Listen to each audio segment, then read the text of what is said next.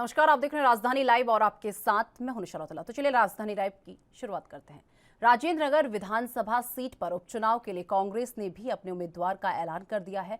कांग्रेस ने राजेंद्र नगर उपचुनाव में प्रेमलता को उम्मीदवार बनाया है। प्रेमलता राजेंद्र नगर विधानसभा में आने वाले पूसा वार्ड से पूर्व पार्षद रह चुकी हैं। बता दें कि बीजेपी ने भी इस सीट पर अपने उम्मीदवार का ऐलान किया है। भाजपा ने इस सीट पर राजेश भाटिया को मैदान में उतारा है। तो वहीं इन घोषणाओं के बाद अब राजेंद्र नगर सीट पर मुख्य मुकाबला आम आदमी पार्टी के दुर्गेश पाठक, बीजेपी के राजेश भाटिया और कांग्रेस की प्रेमलता के बीच होगा। इस सीट पर उपचुनाव के लिए सबसे पहले आप ने उम्मीदवार का ऐलान किया था। वहीं प्रत्याशी की घोषणा करते समय आप नेता संजय सिंह ने कहा था कि मैं दिल्ली के बीजेपी प्रमुख आदेश गुप्ता को ये बताना चाहता हूं कि आपके एमसीडी प्रभारी दुर्गेश पाठक राजेंद्र नगर में हैं, आओ और उनका सम्मान करो। वहीं इस पर दिल्ली बीजेपी प्रमुख आदेश गुप्ता ने कहा था कि बीजेपी लोकतांत्रिक पार्टी है, हम उपचुनाव में बहुत जोरदार तरीके से लड़ेंगे, हम जमीनी स्तर पर काम कर रहे हैं। दिल्ली बीजेपी के अध्यक्ष आदेश गुप्ता ने कहा था कि राजेंद्र नगर हमारा पुराना गढ़ रहा है और हमने यहाँ 7 बार में से 4 बार चुनाव जीता है। पूरी कोशिश की है कि जनता का समर्थन मिले। पहले जो विधायक थे ना उन्होंने और ना जो अभी हैं उन विधायकों ने कोई काम किया है। सिर्फ राजेंद्र नगर की जनता को ठगने का काम किया गया है। आपको बता दें कि राजेंद्र नगर से विधायक रहे राघव चड्डा के राज्यसभा जाने के बाद ये सीट खाली हो गई थी और इस कारण यहां उपचुनाव कराए जा रहे हैं। आपको बता दें कि उपचुनाव 2022 के लिए मतदान 23 जून को होगा और मतगणना जो है 26 जून को होगी। राजेंद्र नगर विधानसभा सीट पर पिछले 2 चुनाव से अब आपका कब्जा रहा है और साल 2015 में इस सीट से विजेंद्र गर्ग विजय ने जीत हासिल की थी और फिर साल 2020 में राघव चड्डा ने जीत दर्ज की थी।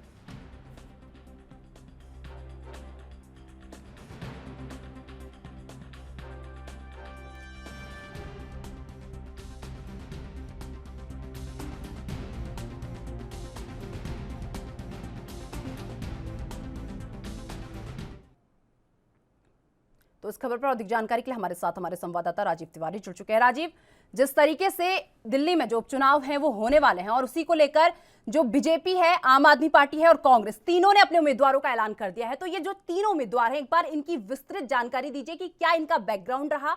इन तीनों उम्मीदवारों की एक बार विस्तृत जानकारी हमारे दर्शकों को दीजिए।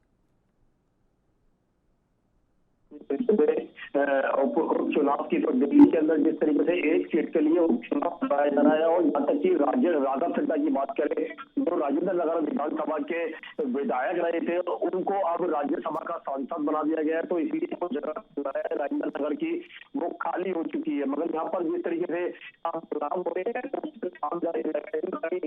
तीनों ही पार्टियां जो है वो अपना दमखम दिखाती नजर आती है।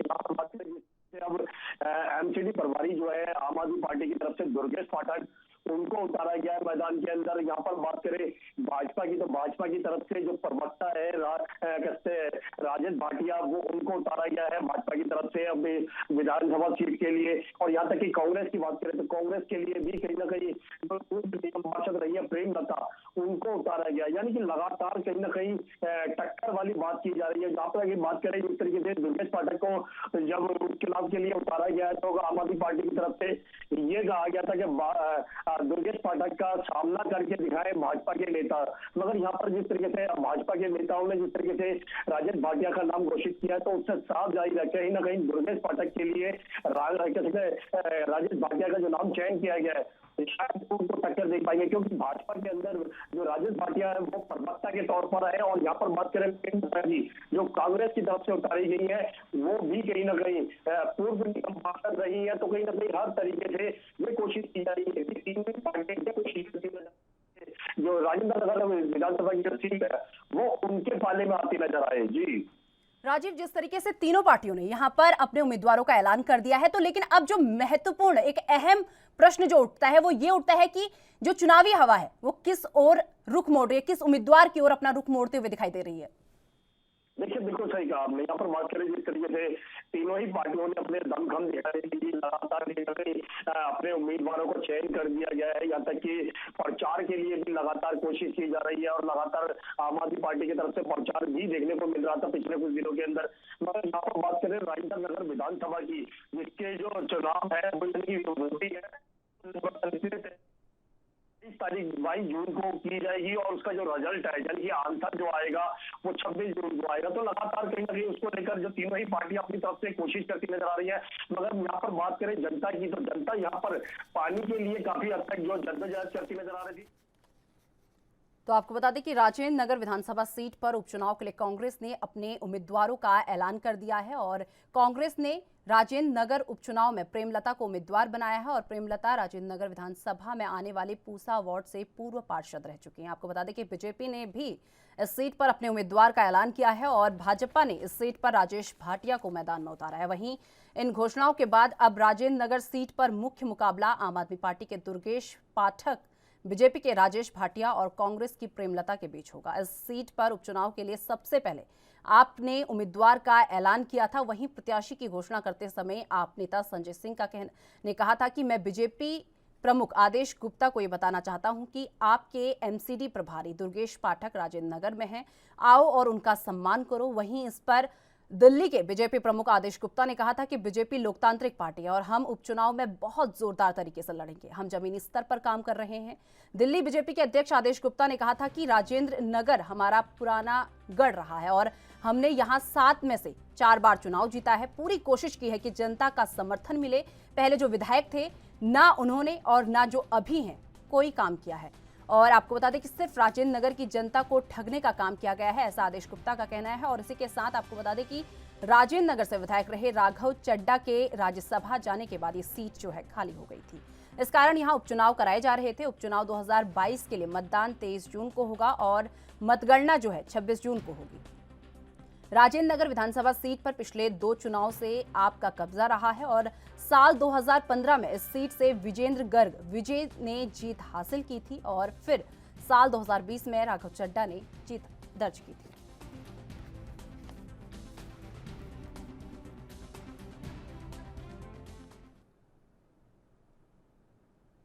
राजीव, जैसे उपचुनाव होने वाले हैं, कुछ ही समय बाद यहां दिल्ली में उपचुनाव हो जाएंगे, तो इसे लेकर उपचुनाव को लेकर क्या-क्या तैयारियां जो हैं पूरी कर ली गई हैं? यहाँ पर बात करें जिस तरीके से लगातार तीनों ही पार्टियां जो अपना दमखम दिखा रही हैं और लगातार ये भी कोशिश की जा रही है जो राजेंद्र नगर की विधानसभा की जो सीट है उसको हासिल किया जा सके। आम आदमी पार्टी की बात करें तो आम आदमी पार्टी भी लगातार बिजली पानी के मुद्दे को लेकर लगातार राजेंद्र नगर विधानसभा के अंदर दुर्गेश पाठक जो है वो अपना प्रचार करते हुए नजर आ रहे हैं। राजेश भाटिया की बात करें तो राजेश भाटिया ने भी कल से जैसे ही उनका नाम का चयन किया गया तो वो भी कहीं ना कहीं अपना प्रचार करना बिल्कुल कल शाम से ही स्टार्ट कर चुके हैं। और लगातार ये भी कहा जा रहा है कि हम जमीनी स्तर पर राजनीति करते हैं और ना कि कहते हैं वादे करते हैं। मगर यहाँ पर जिस तरीके से कार्य करने की बात करें तो राजेंद्र नगर विधानसभा के अंदर लगातार जनता जो है वो पानी से अभी तक परेशान होती हुई नजर आ रही है। इलाके के अंदर की बात करें तो कहीं ना कहीं पानी से कहीं ना कहीं जद्दोजहद करनी पड़ रही है। मगर यहाँ पर बात करें प्रेमलता की तो प्रेमलता भी कहीं ना कहीं निगम पार्षद रही है और वो भी कहीं ना कहीं अपने आप को यही कोशिश कर रही है कि अगर वो आती है राजेंद्र नगर विधानसभा के अंदर तो कहीं ना कहीं जनता के हितों के लिए काम किया जाएगा और जनता के लिए कहीं ना कहीं बड़ी उपलब्धि हासिल की जाएगी। जी राजीव, जिस तरीके से बीजेपी प्रमुख आदेश गुप्ता ने कहा था कि उन्होंने 7 बार में से 4 बार यहाँ पर चुनाव जीता है और राजेंद्र नगर जो है उनका पुराना गढ़ रहा है, तो इसको लेकर क्या कुछ अपडेट आपके पास है?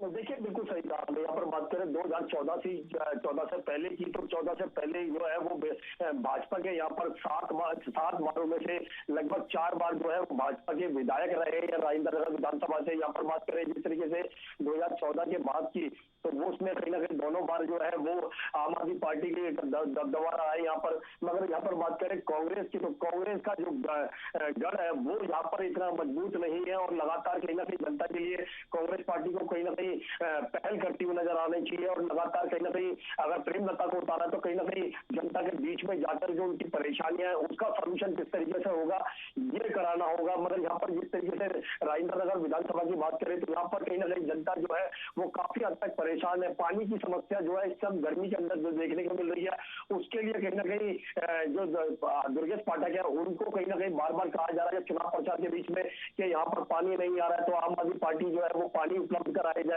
तो यहाँ पर कहीं ना कहीं तीनों ही पार्टियां अपनी तरफ से कोशिश जरूर कर रही है मगर देखना होगा कि राजेंद्र नगर विधानसभा की सीट किस पार्टी के झोले में आती है। जी तो चलिए, बहुत बहुत धन्यवाद राजीव हमारे साथ जुड़ने के लिए और ये तमाम जानकारी हमारे साथ साझा करने के लिए। तो कानपुर में शुक्रवार को राष्ट्रपति रामनाथ कोविंद और प्रधानमंत्री नरेंद्र मोदी की मौजूदगी में उपद्रव के मामले में पॉपुलर फ्रंट ऑफ इंडिया का भी कनेक्शन होने की आशंका जताई गई है। देश में कई दंगों के साथ उपद्रव के मामले में इस संगठन की भी साजिश रहती है। इसी कारण कानपुर के बबाल में इसकी साजिश का शक जताया जा रहा है। कानपुर में अब हालात नियंत्रण में है। कई बटालियन पीएसी के साथ ही रैपिड एक्शन फोर्स की टीमों ने रात में ही दंगाई पर नियंत्रण पा लिया था और कानपुर के पुलिस कमिश्नर वीएस मीणा ने गृह विभाग और पुलिस के आला अधिकारियों को जो इनपुट दिया है उसमें अचानक उपद्रव में पीएफआई के कनेक्शन की आशंका जताई है और अब पीएफआई के कनेक्शन की भी जांच प्रारंभ हो गई है।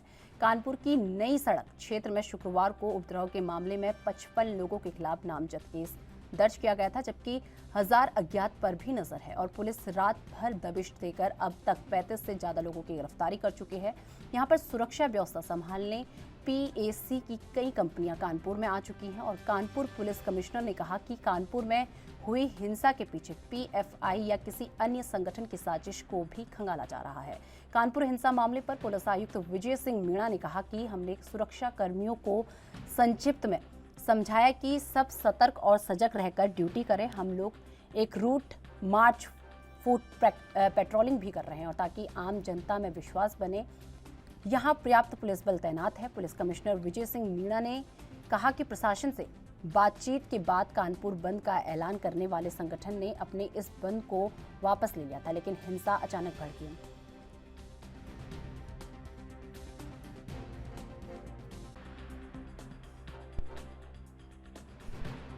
कल कानपुर में कुछ लोगों ने माहौल बिगाड़ने का प्रयास किया था। पुलिस ने त्वरित कार्रवाई करते हुए तत्काल पुलिस मौके पर पहुंची, सिचुएशन को कंट्रोल में किया। उसके बाद भी कुछ उपद्रवी थे जिन्होंने गलियों में घुस के पथराव किया। पुलिस ने वहां पर उनको खदेड़ा और उस वक्त पुलिस ने त्वरित कार्रवाई करते हुए करीब 18 लोगों को गिरफ्तार किया। इसके बाद इस पूरे प्रकरण में करीब 3 एफआईआर पंजीकृत हुई हैं और उसके अंदर जब ये पूरी इस साजिश को चेक किया गया, जब सारी चीज़ें निकल कर आई, तो जो साजिशकर्ता थे उनको आइडेंटिफाई किया गया और उसमें से जो मुख्य थे उनको आज पुलिस ने 12 घंटे से कम में भी समय में तत्काल गिरफ्तार कर लिया है। तो इस खबर पर अधिक जानकारी के लिए हमारे साथ हमारे संवाददाता अनुज तिवारी जुड़ चुके हैं। अनुज, जिस तरीके से कानपुर में हिंसक झड़प देखने को मिली, उसके बाद पीएफआई के कनेक्शन होने की भी यहां पर आशंका जताई जा रही है, तो इसे लेकर क्या कुछ अपडेट आपके पास है? जी निशा, जैसा कि सब जानकारी है कि विगत 3 तारीख को प्रधानमंत्री नरेंद्र मोदी और राष्ट्रपति जी भी कानपुर के अंदर थे।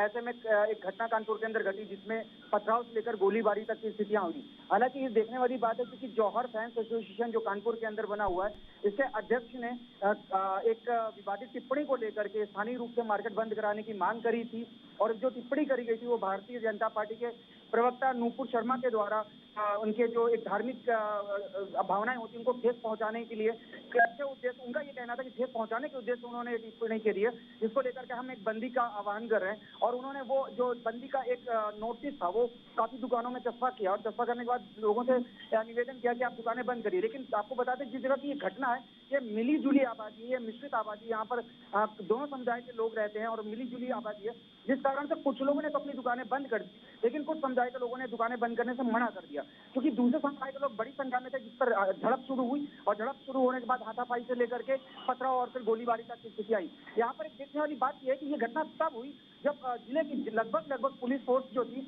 वो पीबीआई की मूवमेंट थी और उनकी सुरक्षा पे लगी हुई थी।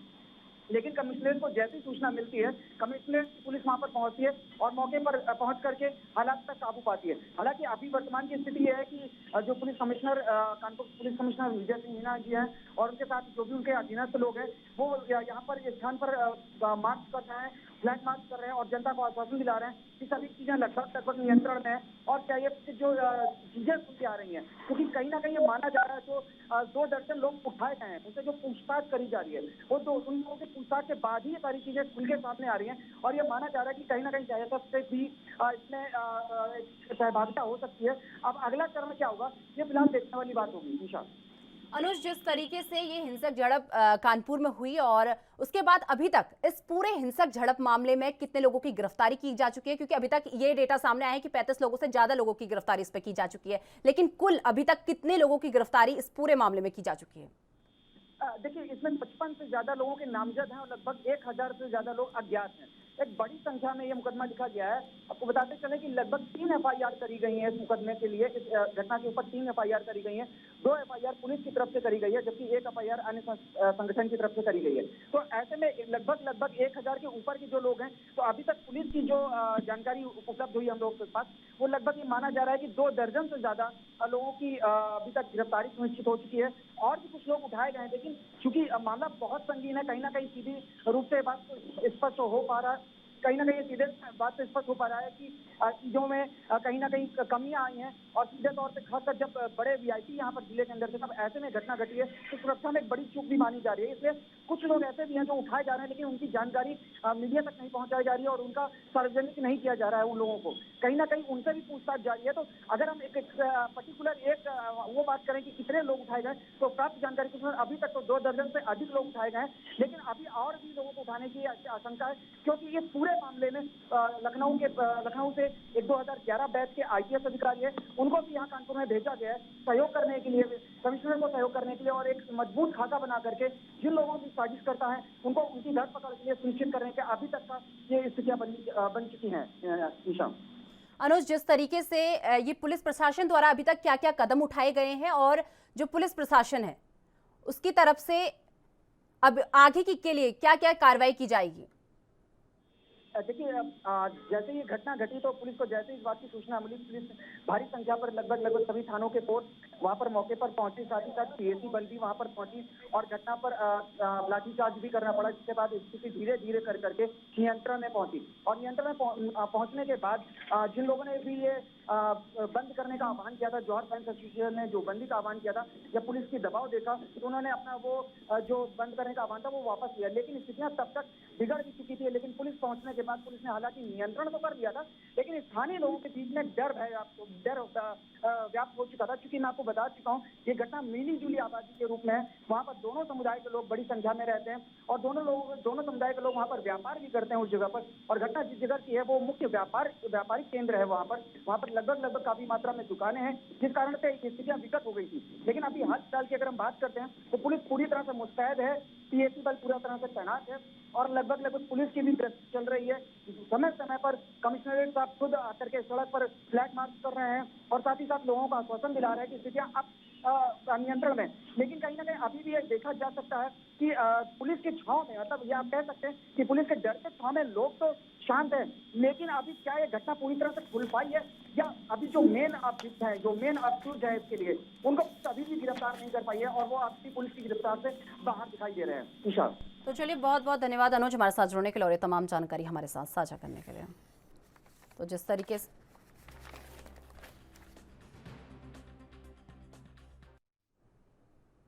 राज्यसभा चुनाव से पहले समाजवादी पार्टी ने महाराष्ट्र की महाविकास अघाड़ी सरकार से नाराजगी जताई है। पार्टी के नेता अब्बू आजमी ने मुख्यमंत्री उद्धव ठाकरे को पत्र लिखकर अल्पसंख्यक समुदाय की मांगों को अनदेखा करने का आरोप लगाया है। दरअसल राज्यसभा चुनाव में महाविकास अघाड़ी में शामिल सभी दलों ने शिवसेना के प्रत्याशी को समर्थन देने का फैसला किया है, जिसमें सपा भी शामिल है।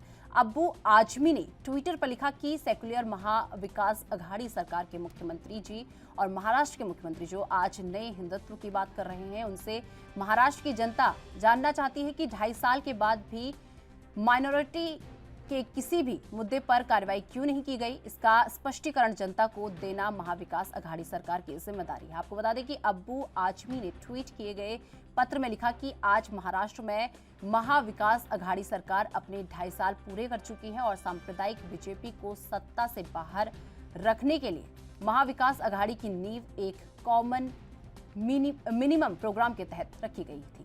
सभी जाति धर्मों को साथ लेकर चलने की शर्त पर कांग्रेस, राष्ट्रवादी कांग्रेस और समाजवादी पार्टी और अन्य सेकुलर पार्टियों ने शिवसेना को समर्थन दिया है। अब्बू आजमी ने पत्र में आगे लिखा कि पिछले 2.5 सालों में कई बार आपको अल्पसंख्यकों के मुद्दों पर खत लिखा, लेकिन आपने एक बार भी जवाब नहीं दिया। जिसके बाद ही अब्बू आजमी ने पूछा कि क्या महाविकास अघाड़ी सरकार सेकुलर है या फिर अघाड़ी का चेहरा नए हिंदुत्व का है, जिसकी बात उद्धव ठाकरे जी आजकल बार बार कर रहे हैं। और आपको बता दें कि राज्यसभा चुनाव के लिए बीजेपी ने 3 उम्मीदवारों को मैदान में उतारा है, जिसमें केंद्रीय मंत्री पीयूष गोयल, पूर्व विधायक अनिल बोडे और पूर्व सांसद धनंजय महाडिक शामिल है। और वहीं शिवसेना ने संजय राउत और संजय पवार को टिकट दिया है। कांग्रेस ने इमरान और प्रतापगढ़ी और एनसीपी ने वरिष्ठ नेता प्रफुल्ल पटेल को उतारा है।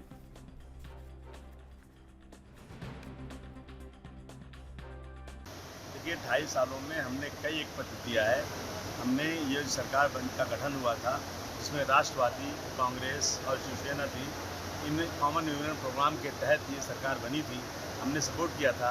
हमारे किसी लेटर का जवाब नहीं आया और हमसे जनता पूछती है कि भाई आप सेकुलर सरकार चलाते हो तो आज तक 5% रिजर्वेशन जो कांग्रेस और एनसीपी ने दिया था वो सत्ता में है, वो क्यों नहीं मिल रहा है?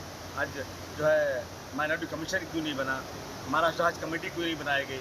मौलाना फाइनेंस कॉर्पोरेशन का गठन क्यों नहीं हो रहा है? उर्दू अकेडमी क्यों नहीं बनाई गई? ये सारी चीज़ें जो है पेंडिंग है, जवाब नहीं मिल रहा था। अब मैं देख रहा हूँ अब जो 2.5 साल के बाद ये जो है दोनों पार्टियाँ लगी हुई हैं। एक तरफ शिवसेना है, एक तरफ बीजेपी है कि सबसे बड़ा हिंदुत्व कौन है? बाबरी मस्जिद के गुंबद पर कौन चढ़ा था? किसने जो है वो मराठी बोल रहा था? तो अब एक दूसरे लोग गर्व कर रहे हैं कि हमने ये किया, हमने ये किया।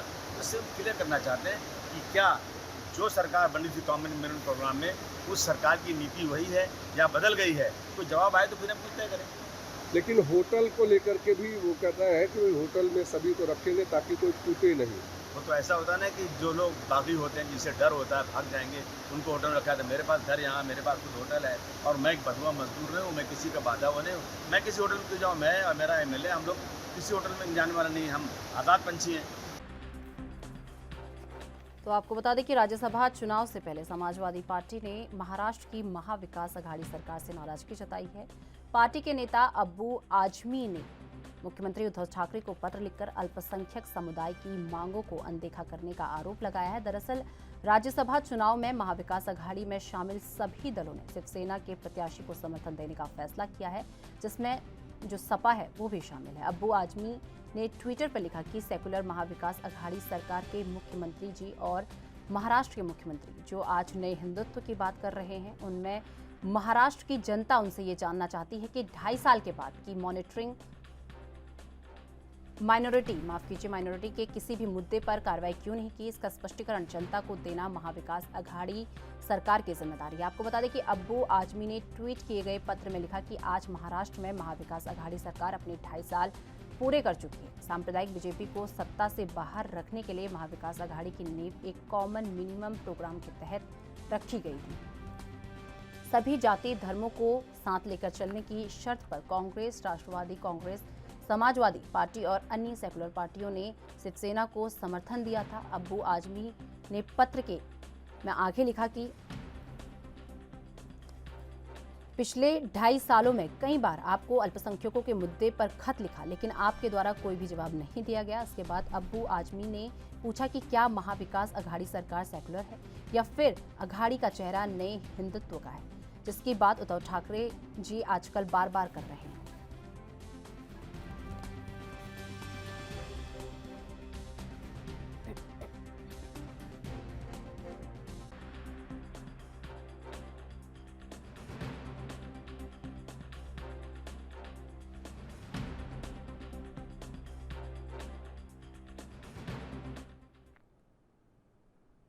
तो इस खबर पर अधिक जानकारी के लिए हमारे साथ हमारे संवाददाता सत्यप्रकाश सोनी जुड़ चुके हैं। सत्यप्रकाश, जिस तरीके से राज्यसभा चुनाव से पहले जो सपा है उसने महाराष्ट्र की महाविकास अघाड़ी सरकार पर नाराजगी जताई है, तो इसे लेकर क्या कुछ अपडेट आपके पास है? बिल्कुल निशा जी, देखिए महाविकास अघाड़ी सरकार के करीब 2.5 साल हो गए हैं। जब सरकार बनी थी तभी सरकार ने एक एजेंडा बनाया था जिसमें कॉमन मिनिमम प्रोग्राम के तहत आगे की रणनीति तय की जाएगी। लेकिन इस बीच सपा नेता अब्बू आजमी ने एक सरकार को खत लिखा है और ट्वीट भी किया है, जिसमें सरकार को कहते हुए कहा है कि ये वही सरकार है सेक्युलरिज्म वाली जो शायद यह भूल चुकी है कि तमाम दल उसके साथ में खड़े हैं।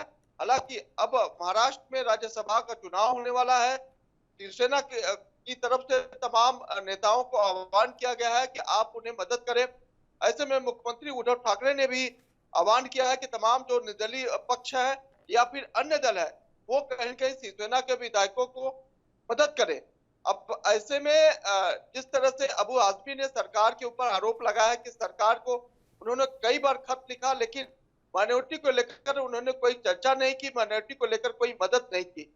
ऐसे में सरकार उम्मीद करती है कि हम उनकी मदद करें, उनके जो राज्यसभा के उम्मीदवार है उनकी मदद करें, उन्हें वोट दें। लेकिन जिस तरह से सरकार यह कर रही है, शायद सरकार यह भूल रही है कि सरकार का जो एजेंडा था वो कॉमन मिनिमम प्रोग्राम के तहत था, लेकिन सरकार अब इसके पीछे नहीं है, बल्कि 2.5 साल के अंतराल के दौरान सरकार ने कभी भी अल्पसंख्यकों के हित के लिए, भलाई के लिए कोई काम नहीं किया।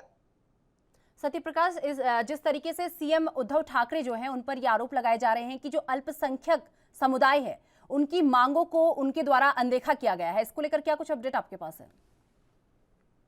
देखिए निशा जी, अबू आजमी ने खत लिखा है मुख्यमंत्री जी को, लेकिन मुख्यमंत्री जी ने उस खत का जवाब नहीं दिया। उन्होंने यह भी कहा है 2.5 साल के समय में उन्होंने कई बार खत लिखा है अल्पसंख्यकों की भलाई के लिए, अल्पसंख्यकों के मुद्दे के लिए, लेकिन सरकार ने एक बार भी इस पर विचार नहीं किया। जबकि सरकार का एजेंडा ही है कि सबका साथ सबका विकास, सबको एक साथ लेकर चलना है। और इसी वजह से एनसीपी, कांग्रेस और शिवसेना का गठबंधन हुआ था, लेकिन शिवसेना इस पूरे मसले पर बातचीत नहीं कर रही है, जबकि बीजेपी सरकार को बाहर रखने के लिए तमाम दलों ने शिवसेना का साथ दिया, महाविकास अघाड़ी सरकार का साथ दिया। एक बार फिर से राज्यसभा का चुनाव होने वाला था, उसमें भी आह्वान किया जा रहा है। लोगों ने उम्मीद भी जताई है कि सभी दल मिलकर कहीं न कहीं बीजेपी के राज्यसभा उम्मीदवारों को बाहर का रास्ता दिखाएंगे। लेकिन जिस तरह से महाराष्ट्र की राजनीति इस वक्त चल रही है, ऐसे में ये कहना मुश्किल होगा कि महाविकास अघाड़ी सरकार में बने शिवसेना के राज्यसभा सांसदों को कोई मदद हो। सत्यप्रकाश, जिस तरीके से राज्यसभा चुनाव होने वाले हैं तो इसे लेकर कौन सी पार्टी ने अपने कौन कौन से उम्मीदवार मैदान में उतारे हैं? देखिए, कांग्रेस की तरफ से 2 उम्मीदवारों को मौका दिया गया है, जबकि सबसे अहम जो मुस्लिम चेहरा है उन्हें जो मौका दिया गया इमरान प्रतापगढ़ी को। उसके बाद जो है फिर शिवसेना के 2 उम्मीदवारों को उतारा गया है, जिसमें संजय राउत और संजय पवार मौजूद है, जबकि एनसीपी की तरफ से 1 उम्मीदवार उतारा गया है। और वहीं बीजेपी की तरफ से यानी टोटल 7 उम्मीदवार मैदान में है, जिसमें लड़ाई होनी है। ऐसे में राज्यसभा के 7 उम्मीदवारों के सामने कहीं न कहीं महाविकास अघाड़ी सरकार के अलावा तमाम दल जो है सामने खड़े हैं और वह उम्मीद जता रहे हैं कि आने वाले समय में अगर महाविकास अघाड़ी सरकार का इस तरह का रुख रहा तो शायद तमाम जो दल समर्थन देने की बात कर रहे हैं वो शायद पीछे हो सकते हैं। सत्यप्रकाश, आप हमारे साथ लगातार बने रहेंगे तो वक्त हो चुका एक छोटे से ब्रेक का। ब्रेक के बाद फौरन हाजिर होते हैं।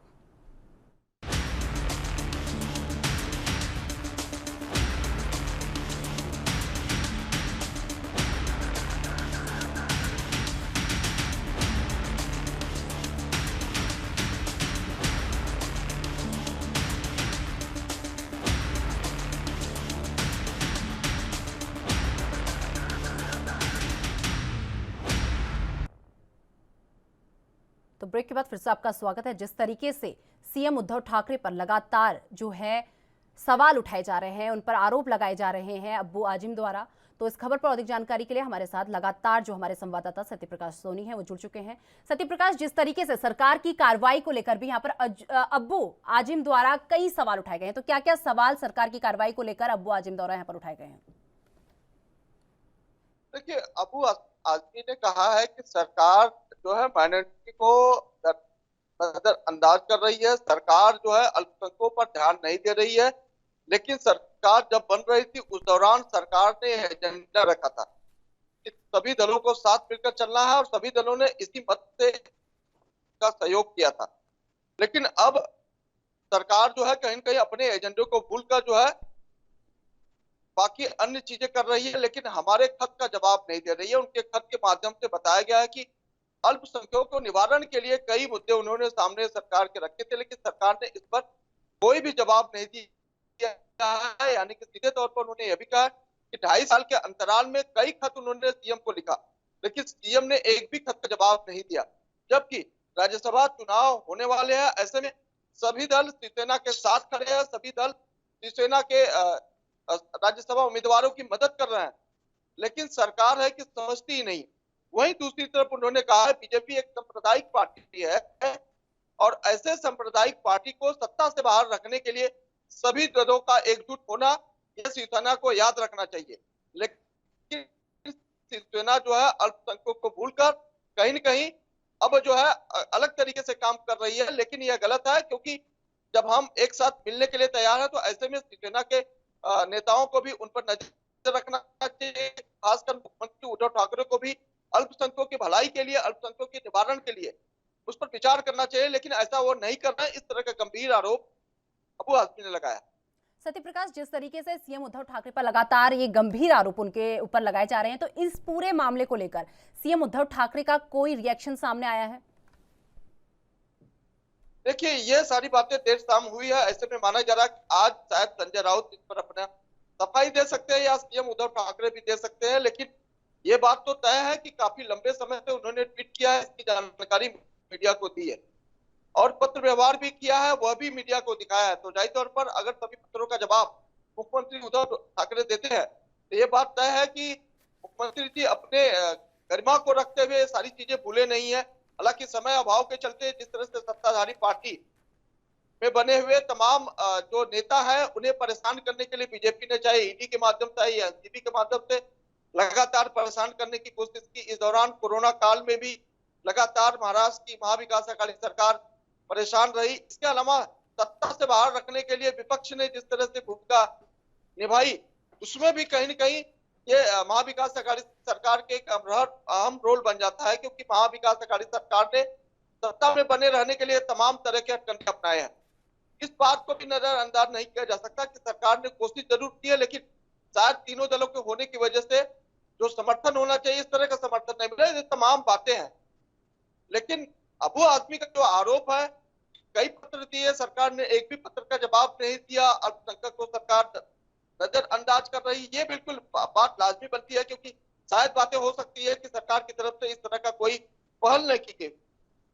तो चलिए, बहुत बहुत धन्यवाद सत्यप्रकाश हमारे साथ जुड़ने के लिए और ये तमाम जानकारी हमारे साथ साझा करने के लिए। तो आपको बता दें कि देहरादून में बीजेपी के पूर्व विधायक कुंवर प्रणव सिंह चैंपियन और खानपुर विधायक उमेश कुमार के बीच जो जुबानी जंग है वो अब तूल पकड़ता जा रहा है और अब प्रणव चैंपियन ने विधायक उमेश कुमार पर कई गंभीर आरोप लगाए हैं और उन्होंने उमेश कुमार से अपनी जान को खतरा बताया है। इसके अलावा उन्होंने खानपुर विधायक पर यूपी के कुख्यात अपराधियों को संरक्षण दिए जाने के भी आरोप मढ़े हैं।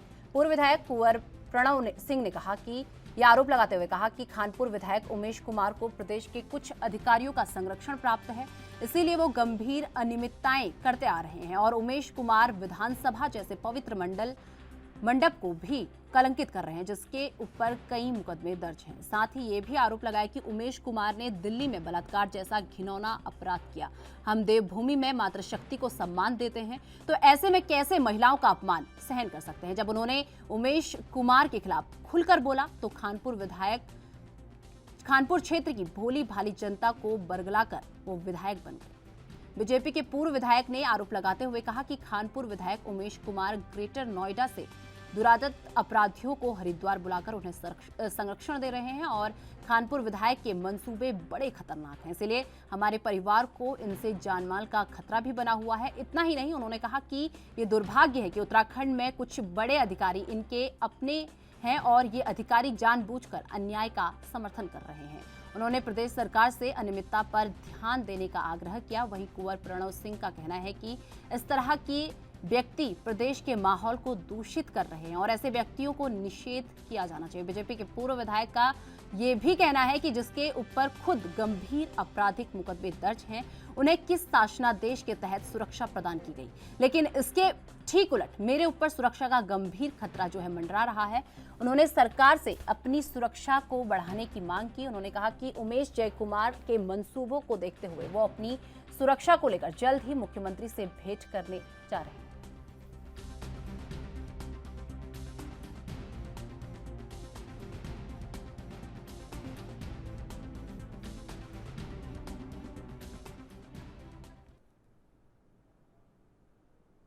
तो इस खबर पर अधिक जानकारी के लिए हमारे संवाददाता अस्करी जाफरी जुड़ चुके हैं। अस्करी, जिस तरीके से बीजेपी के पूर्व विधायक और खानपुर के विधायक, इन दोनों के बीच में जो जुबानी जंग है वो तेज होती जा रही है। तो पहले तो ये बताइए कि ये जुबानी जंग किस वजह से, कहां से इस जुबानी जंग ने तूल पकड़ना शुरू किया?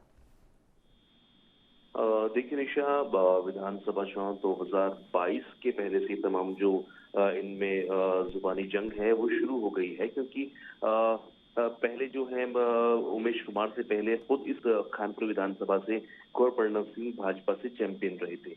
तो कहीं ना कहीं जिस तरह से पहले से भी तमाम विवादों से नाता रहा है कुंवर प्रणव सिंह का, चाहे वो तमंचे पर डिस्को वाली वीडियो का वायरल होना हो, चाहे और तमाम दबंगई की वीडियोस हो, किसी को धमकाने का प्रकरण हो, इस तरह की तमाम जो बातें हैं वो हमेशा से सुर्खियों में आती रही हैं, जिसको लेकर कहीं ना कहीं उमेश कुमार ने इनको चैलेंज किया था कि मैं आपकी विधानसभा में आपको हरा कर दम लूंगा। तो इस तरह की चीजें सामने आई थी। यहीं से जो है इस प्रकरण की शुरुआत हुई है। जो तूल पकड़ना शुरू हुआ है वो 2022 विधानसभा चुनाव से पहले इनमें आपस में तमाम जो जुबानी जो है वो जंग हुई। उसके बाद ये लड़ाई फेसबुक पर पहुंची, उसके बाद ट्विटर पर पहुंची, तमाम इस तरह की चीजें देखी गई हैं, क्योंकि कहीं ना कहीं जिस तरह से कुंवर प्रणव सिंह अपने आप को राजा बताते हैं, राजा कहते हैं, राजा कहलाते हैं, तो इस तरह की चीजें सामने आई है कि कहीं ना कहीं उमेश कुमार ने जिस तरह से कई बार पहले बोला भी है कि राजा और प्रजा के बीच की लड़ाई है,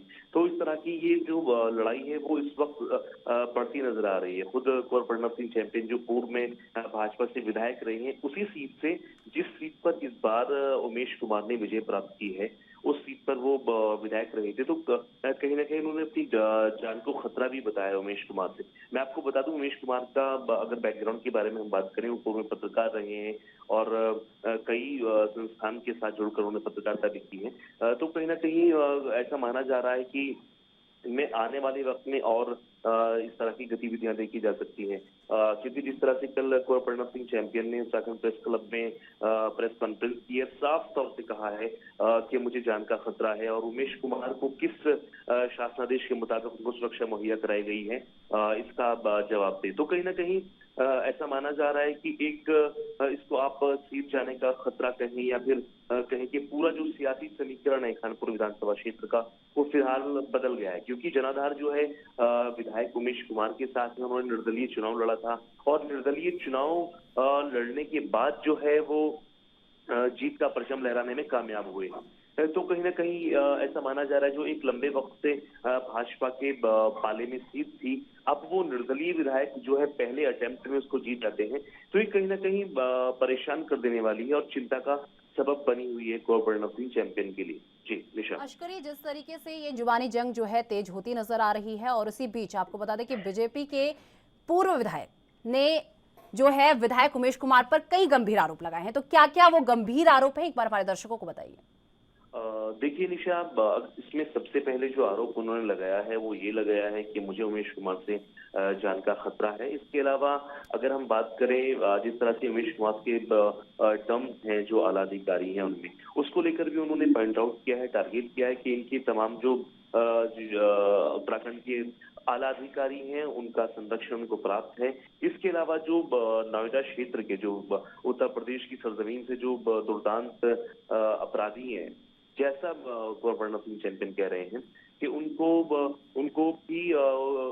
उनको भी उमेश कुमार जो है यहाँ पर संरक्षण दे रहे हैं, हरिद्वार में, खानपुर विधानसभा क्षेत्र में, और खानपुर के जितने भी बदमाश कैटेगरी के लोग हैं उनको भी संरक्षण दे रहे हैं। तो ये कहीं ना कहीं तमाम आरोप प्रत्यारोप कुंवर प्रणव सिंह चैंपियन ने लगाए हैं निर्दलीय विधायक जो है उमेश कुमार उन पर। लेकिन अभी चूंकि इसके कोई स्थिति साफ नहीं आई है, क्योंकि इस तरह का कोई डॉक्यूमेंट सामने नहीं आया है, इस तरह का कोई रियलिटी सामने नहीं आई, अभी ये सिर्फ आरोप है। हालांकि ये आरोप हकीकत में कब बदलेंगे इसका हमें भी इंतजार है। कोई ऐसा सबूत सामने अभी तक पेश नहीं किया है कुंवर प्रणव सिंह चैंपियन ने जिससे कहा जाए कि हाँ वाकई उमेश कुमार इस तरह की कैटेगरी के आदमी है। हालांकि कई जो है खबरें जो है सामने आती रही हैं, लेकिन अभी सामने खुलकर जिसको कहा जा सकता है एक सबूत के तौर पर सामने मीडिया के कुछ भी नहीं आ पाया। निशा। अस्करी, जिस तरीके से बीजेपी के पूर्व विधायक जो रहे हैं उन्होंने उमेश कुमार पर ये कहा है कि कई गंभीर मुकदमे इन पर दर्ज हैं, और वो कौन कौन से गंभीर मुकदमे हैं जो उमेश कुमार पर दर्ज हैं? देखिए, जिस तरह से कुंवर प्रणब सिंह चैंपियन लगातार कहते आ रहे हैं कि इन पर धोखाधड़ी का, इन पर धमकाने का और इन पर ब्लैकमेलिंग की इस तरह की जो चीजें हैं वो जो है वो दर्ज हैं। लेकिन अगर हम बात करें फिलहाल कोर्ट की, तो कहीं ना कहीं उमेश कुमार को कई मामलों में क्लीन चिट भी मिल चुकी है। तो अभी अगर हम बात करें नए सिरे से, तो नए सिरे से इस तरह की कोई चीजें सामने नहीं आ पाई हैं, क्योंकि हम लगातार जो है दोनों पक्षों की रिपोर्टिंग कर रहे हैं, किसी एक पक्ष को लेकर हम नहीं चल रहे हैं। तो हमारे सामने दोनों पक्षों की अगर हम बात करें तो एक पक्ष तो आरोप लगा रहा है, लेकिन प्रत्यारोप के रूप में जो है उमेश कुमार भी बोल रहे हैं कि एक राजा है जो मुझसे फिलहाल डर रहा है, वो अपने आप को राजा कहता है। इस तरह की जो है एक दूसरे में आरोप प्रत्यारोप का दौर जारी है। और चूंकि स्टिंग ऑपरेशन से, अगर आपको याद हो, स्टिंग ऑपरेशन जब हरीश रावत सरकार का हुआ था तो उसमें उमेश कुमार एक बड़ा नाम उभर कर सामने आए थे। उस तरह के प्रकरण का हवाला देते हुए कई बार कुंवर प्रणब सिंह चैंपियन ने घेरा भी है उमेश कुमार को, लेकिन चूंकि उनको क्लीन चिट मिल चुका है कोर्ट से, तो अब ये कहना बेहतर नहीं होगा कि अभी भी वो उस मामले में लिप्त है। जी, तो चलिए, बहुत बहुत धन्यवाद अस्करी हमारे साथ ये तमाम जानकारी साझा करने के लिए।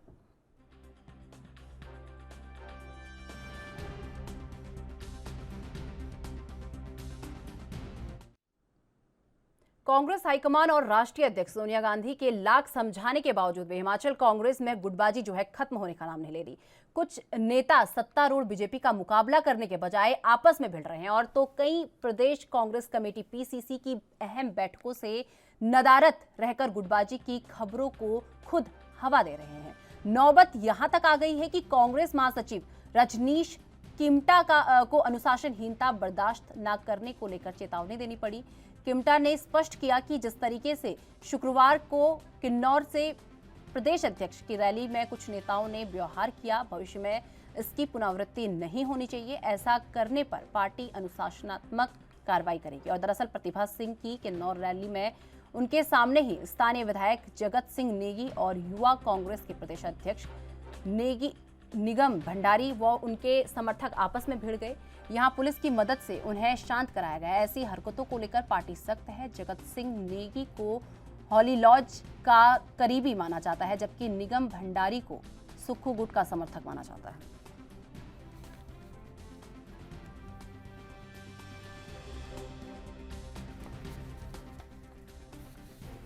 तो आपको बता दें कि कांग्रेस हाईकमान और राष्ट्रीय अध्यक्ष सोनिया गांधी के लाख समझाने के बावजूद भी हिमाचल कांग्रेस में गुटबाजी खत्म नहीं हो रही। कुछ नेता सत्तारूढ़ बीजेपी का मुकाबला करने के बजाय आपस में भिड़ रहे हैं, तो कई प्रदेश कांग्रेस कमेटी पीसीसी की अहम बैठकों से नदारत रहकर गुटबाजी की खबरों को खुद हवा देने में लगे हैं। नौबत यहां तक आ गई है कि कांग्रेस महासचिव रजनीश किमटा ने अनुशासनहीनता बर्दाश्त न करने को लेकर चेतावनी उन्हें देनी पड़ी। किमटा ने स्पष्ट किया कि जिस तरीके से शुक्रवार को किन्नौर में प्रदेश अध्यक्ष की रैली में कुछ नेताओं ने व्यवहार किया, भविष्य में इसकी पुनरावृत्ति न हो, ऐसा नहीं होना चाहिए। ऐसा करने वाले पार्टी के लोगों पर अनुशासनात्मक कार्रवाई जो है की जाएगी। और दरअसल प्रतिभा सिंह की किन्नौर रैली में उनके सामने ही स्थानीय विधायक जगत सिंह नेगी और युवा कांग्रेस के प्रदेश अध्यक्ष निगम भंडारी और उनके समर्थक आपस में भिड़ गए।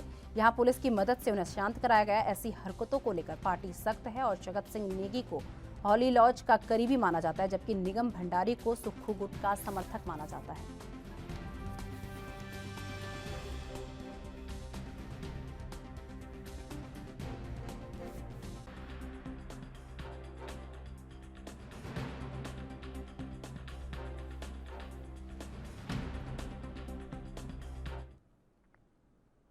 तो इस खबर पर अधिक जानकारी के लिए हमारे साथ हमारे ब्यूरो चीफ टीना ठाकुर जी जुड़ चुके हैं। टीना ठाकुर जी, जिस तरीके से हिमाचल में कांग्रेस के बीच में जो गुटबाजी है वो खत्म होने का नाम नहीं ले रही, तो उसी बीच सबसे पहले तो प्रश्न ये उठता है कि ये गुटबाजी कहां से शुरू हुई है, किस बात को लेकर ये गुटबाजी जो है हो रही है, एक बार विस्तृत जानकारी हमारे दर्शकों को दीजिए। जी निशा, मैं आपको बताऊं कि पहले तो जो संगठनात्मक बदलाव कांग्रेस में किया गया, उसके बाद माना जा रहा था कि सब कुछ शांत रहेगा और जो गुटबाजी कांग्रेस में है उसपे लगाम लगेगी और सभी जो नेता है वो एकजुट होकर सामने आएंगी। हालांकि ऐसा नहीं रहा। सभी नेता जो है जितने धड़ों में जो कांग्रेस बटी है, सभी अपने अपने स्तर पर जो कार्यक्रम है वो कर रहे हैं, अपने अपने स्तर पर जो रैलियां हैं वो कर रहे हैं। या आपने जो व्यक्तिगत कार्यक्रम है उनमें भाग ले रहे हैं, लेकिन पार्टी के लिए एकजुट होकर कोई सामने नहीं आ रहा। तो ऐसे में जब पार्टी प्रदेशाध्यक्ष जो है प्रतिभा सिंह शुक्रवार को किन्नौर पहुंची और वहां पे उनका एक कार्यक्रम रखा गया था, कार्यकर्ताओं के साथ संवाद रखा गया था।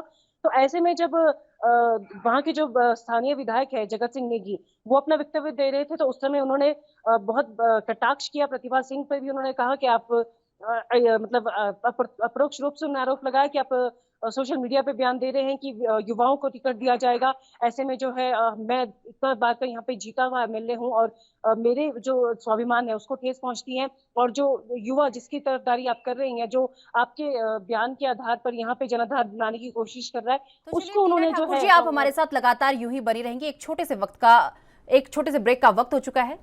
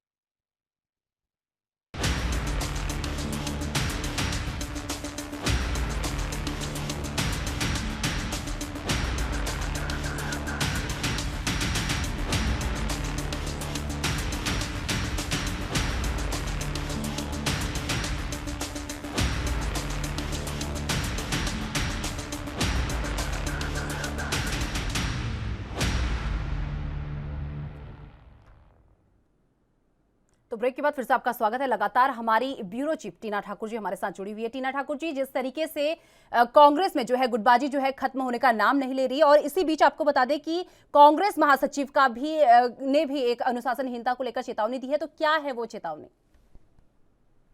जी देखिए, जो पार्टी महासचिव हैं रजनीश किमटा, उन्होंने पिछले कल भी जो एक बड़ी चेतावनी पार्टी के नेताओं को दी है कि जिस तरह से किन्नौर रैली में पार्टी प्रदेशाध्यक्ष के सामने नेताओं का व्यवहार रहा, अगर वैसा ही व्यवहार आने वाले दिनों में किसी का रहता है या पाया जाता है तो एक बड़ी अनुशासनात्मक कार्रवाई कांग्रेस की तरफ से की जाएगी। क्योंकि आपको बताएं कि अभी जो आने वाले दिनों में जो इलेक्शन है, जो चुनाव है विधानसभा के, उनके ऊपर भी जो इस तरह की गुटबाजी है और इस तरह की जो कांग्रेस के नेताओं का जो इस तरह का व्यवहार है, वो कहीं ना कहीं उनके जो सत्ता परिवर्तन की जो संभावना है उस पर भी पानी फेर सकता है। और इसमें आपको बताएं कि जो अभी 4 दिन पहले जो कांग्रेस ने चिंतन शिविर शिमला में आयोजित किया था, उसमें जो कुछ एक धड़ा विशेष है या ग्रुप विशेष है, उनके जो नेता गायब रहे थे, जिसमें सुक्खू है, उनके जो समर्थक है, आशा कुमारी है, रोहित ठाकुर, अनिरुद्ध सिंह है, ये चिंतन शिविर में शामिल नहीं थे। लेकिन इसके ठीक 2 दिन बाद सुक्खू ने जो है राज्यपाल को पिछले कल ज्ञापन सौंपा पुलिस भर्ती लीक मामले में, और इसमें जो है वो सारे नेता जो है वो मौजूद रहे। तो ऐसे में जो कयास लगाया जा रहा है वो यही है कि फिलहाल जो पार्टी कांग्रेस की जो गुटबाजी है उस पे लगाम लगती नहीं नजर आ रही है। तो ऐसे में जो है आने वाले दिनों में ये जो गुटबाजी है कांग्रेस के लिए बड़ी परेशानी खड़ी कर सकती है। टीना जी, जिस तरीके से हिमाचल में आगामी विधानसभा चुनाव काफी नजदीक हैं, तो इसमें कितना असर पड़ सकता है कांग्रेस की इस गुटबाजी का? जी, मैंने जैसे बोला आपको कि इसमें बहुत ज्यादा असर पड़ सकता है, क्योंकि अभी जो फिलहाल पार्टी स्तर पर जो बड़े जो नेता हैं एकजुट दिखने चाहिए थे, एक साथ आना चाहिए था और एक साथ हमलावर सत्तारूढ़ दल पर होना चाहिए था, वैसा जो है एकता कांग्रेस में देखने को नहीं मिल रही है। जो कांग्रेस के जो नेता है, जो 2 धड़े हैं, जो इस वक्त जो फिलहाल जैसे सुखविंदर सिंह सुक्खू है, वो अपना एक अलग रैली, वो अपना एक अलग जैसे ज्ञापन कल उन्होंने पिछले कल सौंपा, चिंतन शिविर से वो गायब रहे। तो ऐसे में जो ये माना जा रहा है कि आने वाले दिनों में ये बड़ी समस्या परेशान खड़ी कर सकते हैं, क्योंकि जो टिकट आवंटन है वो कुछ टिकट जो है सुखविंदर सिंह सुक्खू बांटेंगे और कुछ टिकट जो है रानी प्रतिभा सिंह के कहने के आधार पर दिया जाएगा। तो ऐसे में जो है कि जो ये गुटबाजी है, जो सत्ता परिवर्तन की जो संभावना है, जो कांग्रेस की जो सत्ता में वापसी की संभावना है, उनको बहुत ज्यादा धूमिल कर रहा है। टीना जी, जिस तरीके से कांग्रेस में लगातार गुटबाजी हो रही है और अभी तक जिस तरीके से कांग्रेस के कुछ नेता हैं, कुछ विधायक हैं जो लगातार माहौल को बिगाड़ने की कोशिश कर रहे हैं, तो उनके खिलाफ कोई एक्शन यहाँ पर अभी तक कुछ लेता हुआ दिखाई दे रहा है? जी, अभी तो फिलहाल जो है एक चेतावनी जारी की गई है। हालांकि कांग्रेस में कम ही देखा गया है कि कोई अनुशासनात्मक कार्रवाई कोई बड़ी की जाती है, लेकिन उम्मीद की जा रही है कि जिस तरह से कांग्रेस हाईकमान ने जो सोनिया गांधी उन्होंने जो गुटबाजी है इस पर जो लगाम लगाने के लिए कड़ी तौर पर कहा था, और इसीलिए उन्होंने जो कांग्रेस में जो संगठनात्मक जो बदलाव किया उसमें बहुत बड़ी जगह जो बहुत ज्यादा जो है लोगों को जगह दी थी। हर विधानसभा के लोगों को उसमें तरजीह गई थी, पूर्व विधायकों या कांग्रेस के कुछ पदाधिकारी। तो ये बहुत बड़े लेवल पर जो संगठनात्मक बदलाव इसीलिए कांग्रेस में किया गया था ताकि किसी में असंतोष न रहे, सबको लगे कि उन्हें जिम्मेदारियां दी गई हैं और सब अपनी जिम्मेदारियां निभाते हुए सत्ता परिवर्तन की तरफ एकजुट होकर काम करें। लेकिन देखने में ये आया है कि जब से संगठनात्मक बदलाव हुआ है तो कुछ नेता खुद को प्रमोट करने के चक्कर में, खुद को आने वाला सीएम दिखाने के चक्कर में या आने वाला बड़ा नेता दिखाने की मेरे नेतृत्व में सब कुछ होगा, ऐसा दिखाने के चक्कर में जो है वो जो कांग्रेस में है गुटबाजी को हवा दे रहे हैं। और जो इससे जो है माहौल पार्टी का खराब हो रहा है। जो कार्यकर्ता है जो निचले स्तर पर जमीनी स्तर पर जुड़े हुए वो इससे बेहद परेशान है और उनका कहना है कि अगर ऐसा ही माहौल चलता रहा तो आने वाले दिनों में हम लोग घरों में बैठ जाएंगे, हम लोग काम नहीं करेंगे। टीना जी, जिस तरीके से प्रतिभा सिंह की अगर बात की जाए तो प्रतिभा सिंह ने जो रैली की थी उसमें कुछ लोगों ने, कुछ पार्टी के ही लोगों ने उन माहौल बिगाड़ने की कोशिश की थी, तो किस तरीके से माहौल बिगाड़ा गया था, किस बात को लेकर यहाँ पर माहौल बिगाड़ा गया था इस पूरी रैली में? देखिए, जब जगत सिंह नेगी जो वहाँ के विधायक किन्नौर में ये रैली थी और पार्टी प्रदेश अध्यक्ष उसमें भाग लेने पहुंची थी, तो उसमें जो जगत सिंह नेगी उन्होंने आरोप लगाया था मीडिया पे आप लोग बयान दे रहे हो और उस जो बयानों के आधार पे जो नेता यहाँ पे हमारे काम को काट कर अपना जनाधार बढ़ाने की कोशिश कर रहे हैं, जो युवा अपने को कह रहे हैं। हालांकि उन्होंने आरोप लगाया कि वो कांग्रेस भाजपा की बी टीम के तौर पे काम कर रहे हैं, हमारे काम वो रोक रहे हैं।